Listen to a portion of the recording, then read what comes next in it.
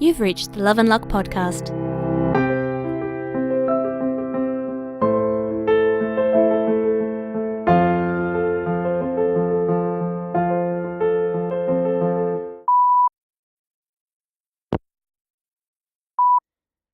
Hey, Kane, it's Helen. Do you know if everything's okay with Mira?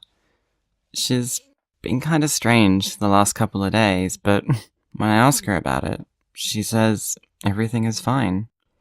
Like, if it's none of my business, then it's none of my business, but I'm a little worried about my friend. Could you check in with her? Thanks. Jason, when you get up, please rescue me.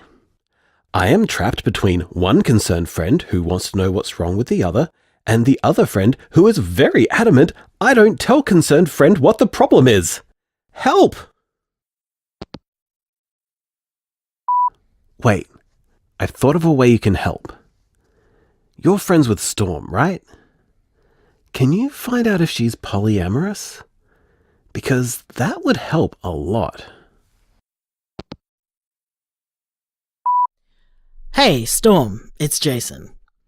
So this is extremely out of the blue, but are you monogamous or polyamorous? Or somewhere in between? I promise I have a really good reason for asking, even if I'm not entirely sure what that reason is just yet. All I know is Kane asked me to find out, and he won't give me the full reason why, so let me know so I can solve the mystery of what the fuck is happening. Hey, Jason.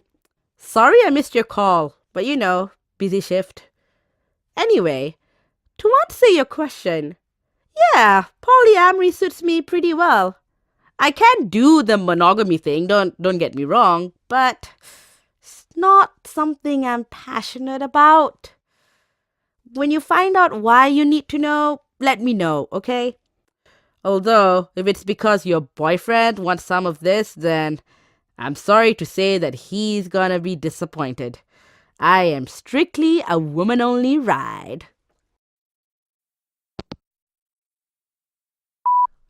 Hey babe, so I just checked my phone and I had an answer from Storm, and yeah, she's polyam, or at least open to it.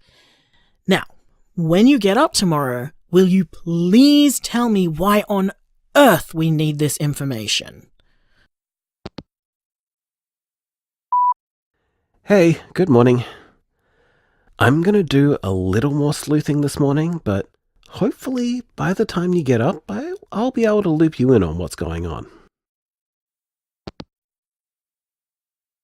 Hey Mira, I have some good news for you when you wake up. Storm is open to non-monogamy. Jason asked her about it last night.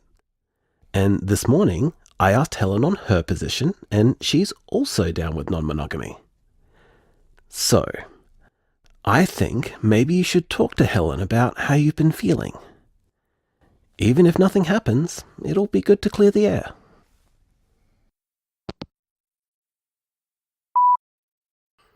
Hey, honey. Well, Mira just came downstairs and whisked Helen away to a corner for a serious talk, so I think I can finally tell you what's happening. Short version, Mira has a crush on Storm and was kind of jealous of Helen, but didn't want anyone to know because she's also very happy for Helen. But if Storm is interested and everyone's open to it, it could still happen and everyone wins. I'll give you the longer version when you get up.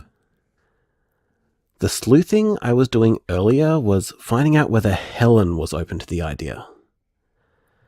I asked her if she's inclined more towards monogamy or polyamory or something else, and I explained my point of interest as just a talking point because of the last tape of Mama's that I had listened to, so there was nothing too awkward about it. So, this is interesting. Helen told me that she's a big believer in relationship anarchy, which was a term I've never heard of before. But we talked about it for a bit, and it's kind of great. It's basically just the idea that all the rules of a relationship can only be defined by the people in that relationship. And it's not necessarily the same thing as polyamory, because it's also about how you do friendships and working relationships and relationships that don't fit into a clear platonic or romantic box, and all kinds of other non-mainstream relationship types. It's about recognizing that relationships are complex and not necessarily prioritizing one type of relationship over others and stuff like that. I thought it was kind of cool. And I'm just now realizing that I don't think we ever had a conversation about whether we're monogamous or not. We should probably do that at some point, since we're nearly 3 years into our relationship. Jeez. We really kind of failed at that basic relationship step, huh? How the hell did that never come up until now? Anyway, I gotta get back to work. See you when you get up.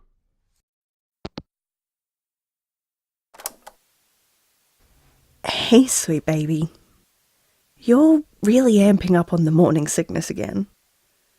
Could you maybe chill out on that for a bit? It's getting a bit old, and I'm tired of only being able to eat toast and Vegemite. I can't be too mad at you, though. I mean, you're a miracle. It's tough to be mad at a miracle. And you really are. You know that, right? I mean, I already told you. I was told I couldn't have kids. But now, here you are. And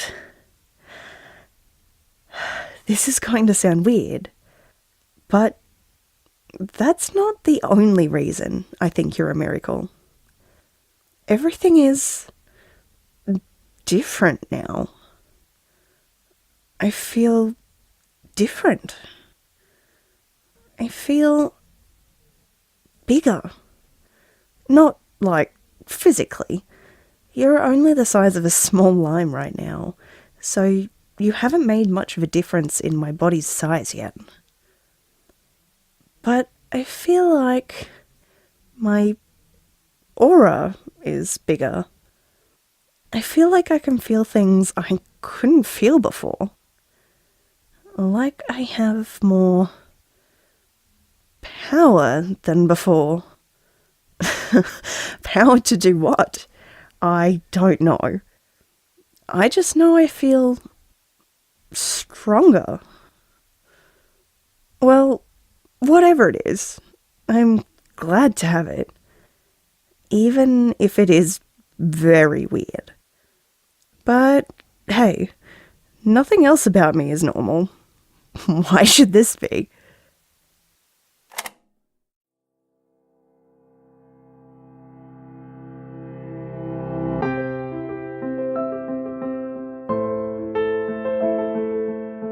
Love and Luck is written by Erin Kian and produced by Passaval Pez Productions.